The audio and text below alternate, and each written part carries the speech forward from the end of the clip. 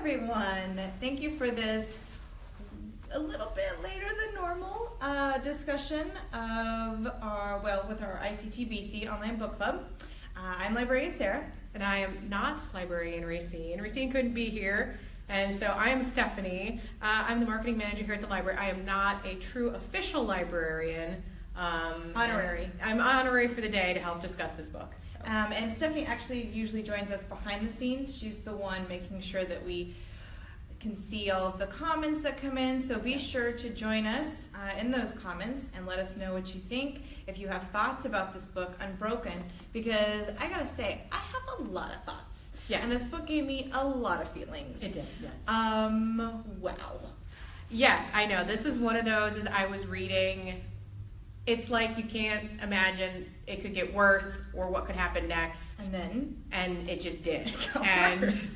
And it's one of those books where, I mean, this is completely a nonfiction, true story account of Louis Zamperini, POW during World War II, and all the things that happened to him, and a plane crash, which didn't even start with a plane crash. There's already quite a story before you get to that. Yes. And I just had to keep reminding myself that it was nonfiction, that this is a true story. Yes. It felt like, he's wrestling a shark right now? What is happening? Right. How could this be happening? I mean, if it was fiction, do you think that you would have believed it? No, not at all. I would think this is horrible writing, because no way could this have happened. But we get these stories and things from the acknowledgments, which I thought was really interesting, because obviously Laura Hillenbrand researched so much. As she said, it took her, I think, 8 years to write this book, and she got her stories from this immaculate, or just, I don't know if immaculate is the right word, but very big cache of stories and diaries and photographs that Louis himself kept over the years. She said at one point he sent her a 65-pound scrapbook of all of these things that he had kept over the years, and then plus other people who are in the story, other POWs and other soldiers, shared their memories and things, unpublished memoirs, and so the stories, they're corroborated, and I think I don't know that I would have believed it. I would have thought that it was too far-fetched. And to that note, though, nowhere in this book, I think, do you feel like you're reading research, you know what I mean? Right. It was told as such a story. Yes. Nowhere did it, that reference of according to such and such. I mean, it just took you into the story, and that's why you could sometimes have to guess, or sometimes have to question if it was truly nonfiction, just because. And I've never read Lauren Hillenbrand, anything else. I know she wrote Seabiscuit. Yes, You've read that. I did. I read it in college. So I assume this is not surprising how well she told the story then. And I don't really remember Seabiscuit all that well, because I've read quite a few books since that time. But I remember really liking it and thinking it didn't really read like nonfiction, because it was one of the first nonfiction books that I actually read and enjoyed. And this, I also felt, did not read like nonfiction. I mean, you were transported into this story. We were there in the raft with them as he was catching and wrestling sharks with his bare hands. As he, oh my gosh, the bird, God, that guy. I'm going to talk about him in a minute, but you're there and you're in the story, and so it's a marvelous book. If you haven't read it, you need to read it. If you have read it, please share with us what your thoughts are. And even if you were not joining us live, that's okay. We will continue checking those comments, as the days go on. So, there's just so much to talk about. Well, okay, so a lot of talk about the character Louis Zamperini. Okay. And I'm one of those people who I try not to, or I guess I just make no attempt to read a lot about what the story is before I get into it, even reading the synopsis or whatever. So I'm really coming in fresh. All I knew was something about him surviving World War II. I didn't even know it was about POW. But you start off by getting a good look at his character, and it's just not the kind of character that grows up today because of the way the world was and how he was constantly thieving, the rough, tough life, being bullied. Being the bully. So just this very sort of ragtag kid growing up, and fairly unlikable starting out. Like I was like, oh, this guy. Well, I'm gonna read this whole book about this guy. Scrabble kind of like, and the thing is that I mean, both my grandfathers were of that age, just a little bit younger than Louis at this point, but you know, I've heard, so it reminded me a little bit of the stories of them growing up and these things that they would do that would be, now it'd probably put you in juvenile detention, but back then it was just bad kids, stop stealing the neighbors, you know, pies that they leave out on the windowsill, that kind of thing. So it was very interesting. And then, of course, he's this kid who's not really all that athletic, but his brother convinced him to start running. And that becomes this massive challenge for him, this endeavor that he just wants to keep going at. And so that's sort of where I think you get that first glimpse of the fortitude that this kid had. Yes. So he already is growing up in a very hard kind of life of just being poor and being just and being from an immigrant family. Yes. I think that, you know, back in the Great Depression era when he was growing up, that was one of the things that his family struggled with, was being kind of an outsider in this small town in California.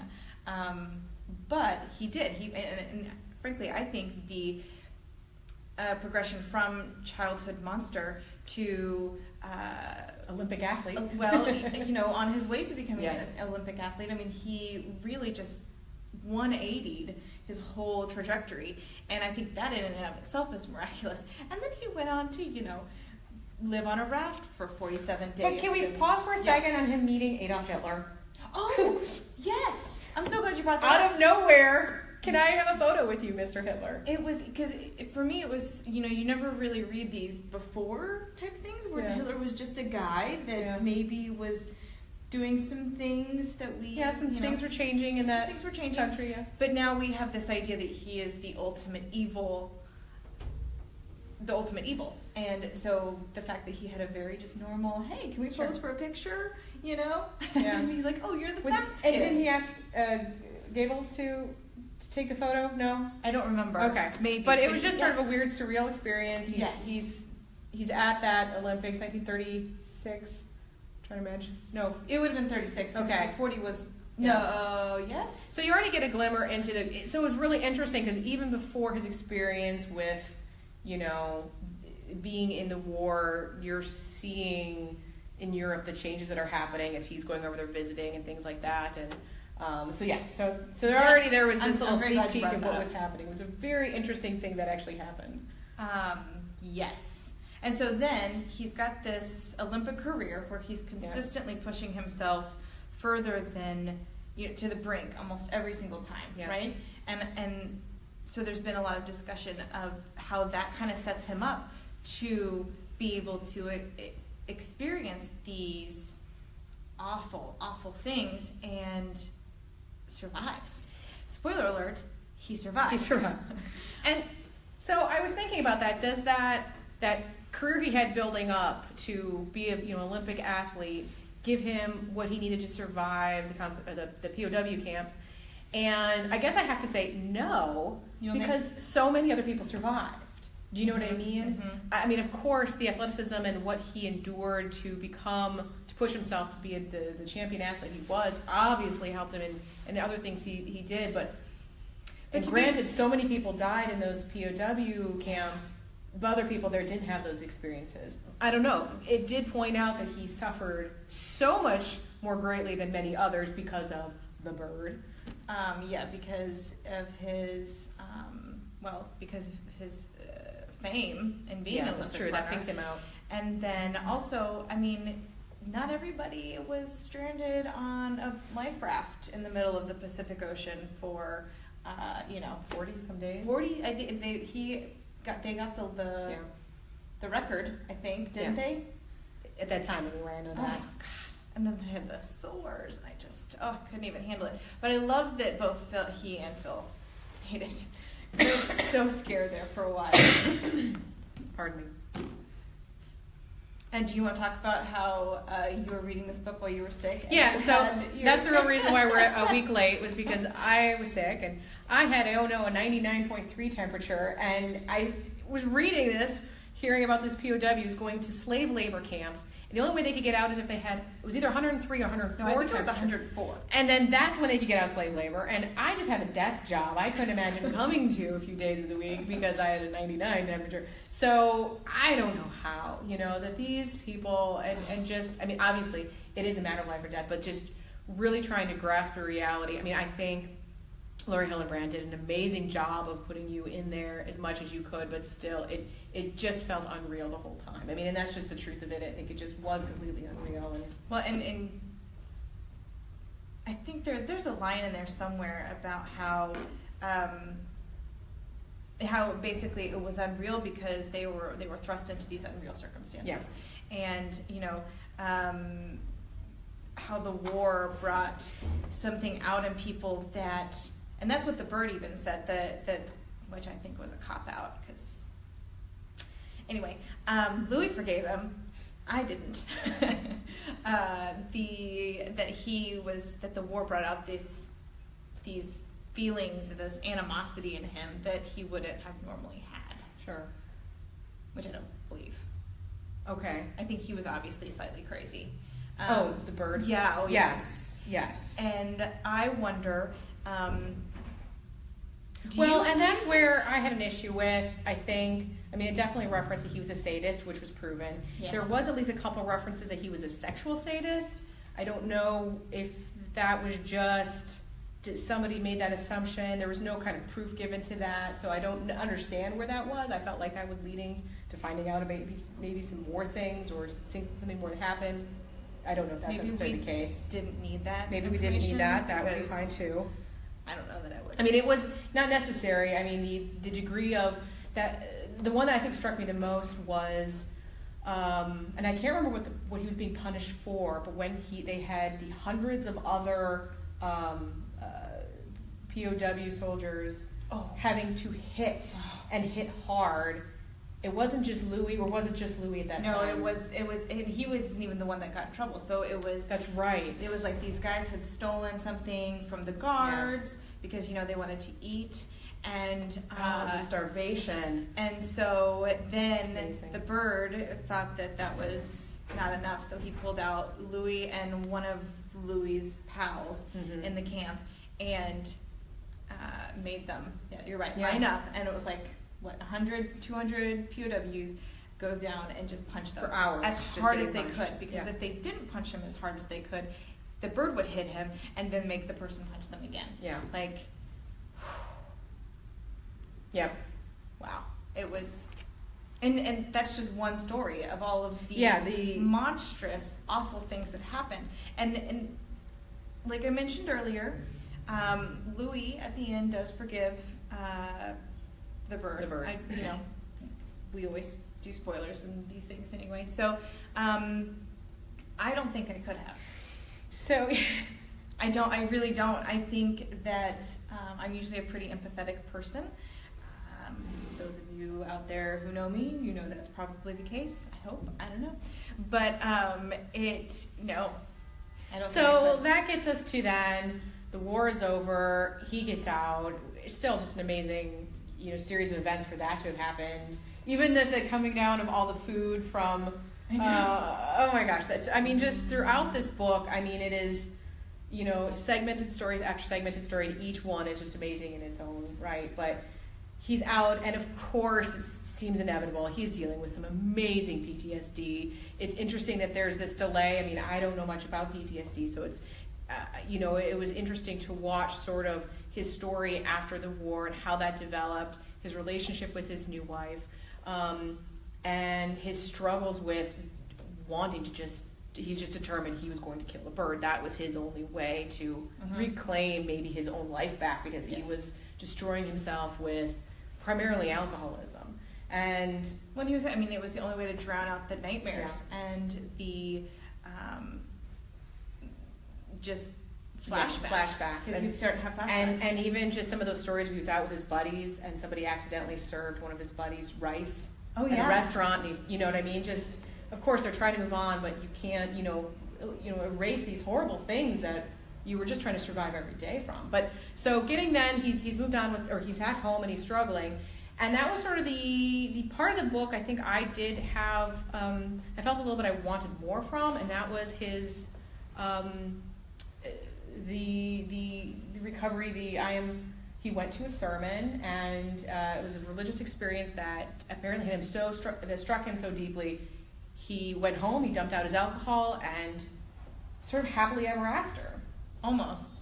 And so it wasn't so much that was unbelievable, because then how do you believe he's wrestling a shark in a raft? How is he surviving any of these things? All of these impossible things that are... it wasn't a matter of disbelief, it was more of everything sort of wrapped up a little bit nicely in a bow. And I don't know, I felt maybe I wanted maybe a little bit more to that story. That's just my perspective of it. It wasn't really a complaint to the book, because I think it was mostly about his story of what he survived. Mm-hmm. But it felt like I wanted a little bit more to know how he did progress. Or maybe that's as simple as it was. Maybe I am overcomplicating what could have happened. It is his story after all. I don't know. I mean, I think that sometimes happens when you hear of people having these religious experiences. It's just all of a sudden they're overcome with peace and whatnot. I just don't know that just some of that stuff is unforgivable. Yeah. But I guess, I'm really happy that he was able to move on, and he lived a really long, wonderful life. He wrote a memoir, which we'll mention to you here in a little bit. And I'm grateful that after that experience, that unbelievable experience after unbelievable experience, that he was able to move on. That an unbelievable experience was actually a positive, unbelievable experience. Yes. Finally, exactly. After all of these things. I thought it was interesting, and this is one of the discussion questions I found, because I think we do have to start wrapping up.